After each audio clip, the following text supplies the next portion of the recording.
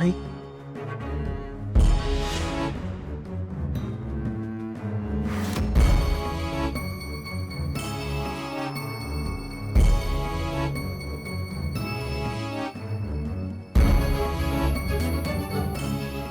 आई तू बोलावलंस मला? बोलायचंय तुझ्याशी जरा. दिशाने मला काही गोष्टी सांगितल्या. तुला पण माहितीये की एरवी दिशाने सांगितलेल्या गोष्टींवरनं मी तुला जाब विचारणार नाही, पण ह्या गोष्टी जरा गंभीर आहेत. दिशाने मला तुझ्या मित्रांबद्दल सांगितलंय. दिशाचं असं म्हणणं आहे की तू पुन्हा वाईट संगतीला लागलेस आणि ह्या वेळेला तुझे मित्र हे ड्रग्ज घेणारे आहेत किंवा त्याच्याशी संबंधित आहेत. हे सगळं काय चाललंय प्रीतम? हे खरं आहे?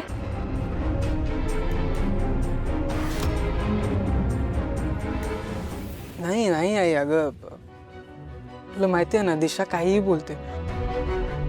आपण तिच्या बोलण्यावर विश्वास नको ठेवायला. माझे असे कुठलेही मित्र नाही आहेत जे ड्रग्ज घेतात किंवा ते विकतात, असं काय नाहीये. ड्रग्जच्या विळख्यात अख्खी पिढी बर्बाद होताना आपल्याला दिसतेय आणि ह्या अशा लोकांशी तुझा काहीही संबंध मला चालणार नाही. तुझाच काय, तुझा किंवा आदित्य ह्या दोघांचाही ड्रग्ज घेणाऱ्या माणसांशी किंवा त्या संबंधित कुणाशीही काहीही संबंध मला चालणार नाही.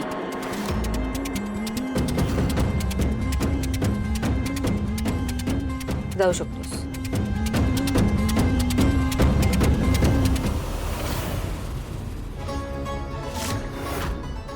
खरं हेच आहे की माझी मुलं कधीच त्या विषयाला हात सुद्धा लावणार नाहीत. माझा माझ्या मुलांवर पूर्ण विश्वास आहे. ती कधीच अशा चुकीच्या मार्गाला जाणार नाहीत. मी माझ्या मुलांवर चांगले संस्कार केलेत. माझ्या संस्काराला गालबोट लागेल असं ते कधीच वागणार नाहीत. माझा माझ्या संस्कारांवर पूर्ण विश्वास आहे.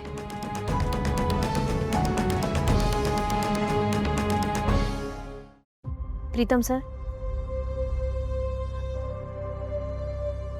काय झालंय? तुम्ही इतके अस्वस्थ का आहात? कसली काळजी करताय इतकी? मला असं वाटतं की तुम्ही काहीतरी लपवताय. मला सांगा ना, काय झालंय?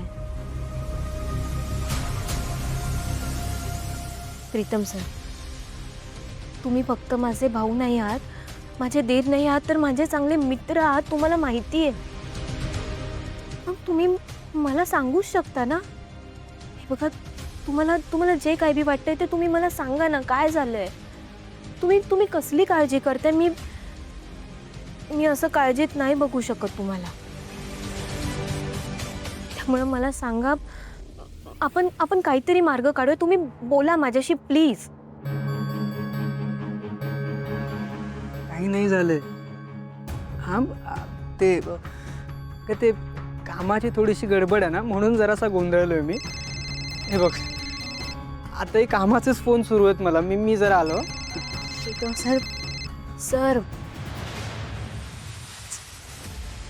काहीतरी झालं एवढं नक्की. त्याशिवाय प्रीतम सर इतके अस्वस्थ होणार नाही.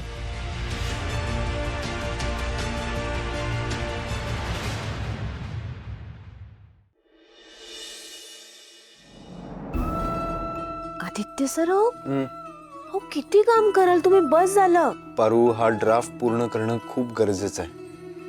वेळ लागेल थोडा. हे बघा, मला तुमचं काहीच ऐकायचं नाहीये. माणसानं ना थोडासा आराम सुद्धा करावा. मग अशी जेवायला सुद्धा आला नाही तुम्ही. तुमच्यासाठी दूध आणलं, एवढं पिऊन घ्या. चला पटदेशी, चला. पारू, उद्या हे प्रेझेंटेशन सबमिट झालं ना की मग आपला प्रोजेक्ट सुरू झालाच असं समज. माझं स्वप्न पूर्ण होणार. तुम्ही ना एकदम देवयाईंसारखे आहात बघा.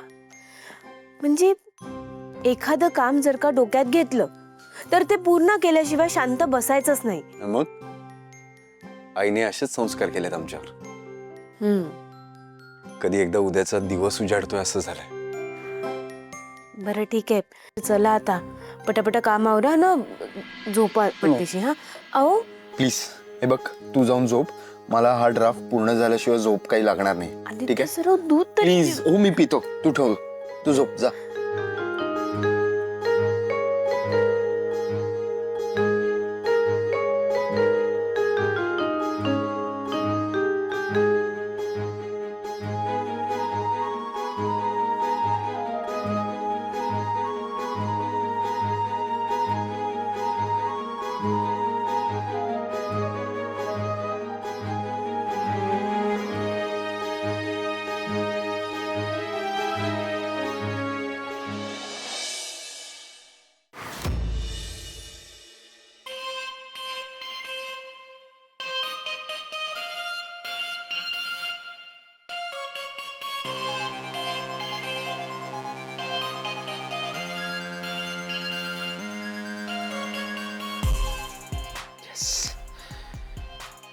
फायनली कंप्लीट झालेलं आहे प्रेझेंटेशन.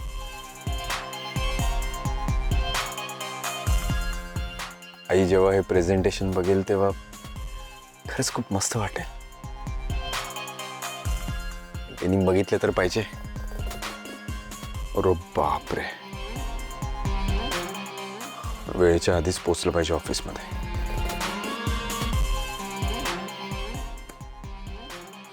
पटकन फ्रेश होऊन आलं पाहिजे.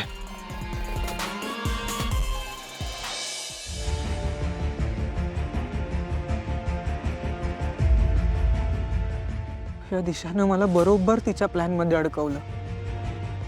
ती आता गप्प बसणार नाही. ती हे सगळं जाणून बुजून करते. पण आता मी काहीच करू शकत नाहीये, कारण तिच्याकडे माझ्या विरोधात सगळे पुरावे आहेत. ती कधी पण ते पुरावे आईला दाखवू शकते.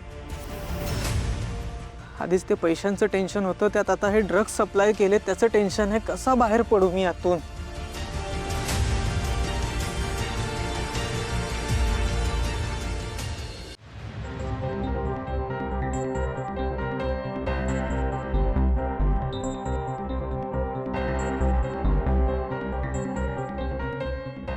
प्रीतम, कसला विचार करताय? काय झालंय? बरं वाटत नाहीये का तुम्हाला? हा नाही नाही, तसं काही नाही आहे. कामाचा लोड आहे, ऑफिसमध्ये कामाचा खूप लोड आहे, म्हणून मी थोडंसं टेन्शनमध्ये आहे. प्रीतम, कशाला एवढं कामाचं टेन्शन घेत आहे? बघा, सगळी कामं वेळेत पूर्ण होतील, नका काळजी करू. रिलॅक्स व्हा थोडं. मी कॉफी आणू का तुमच्यासाठी? थांबा, मी आणतेच, बसा.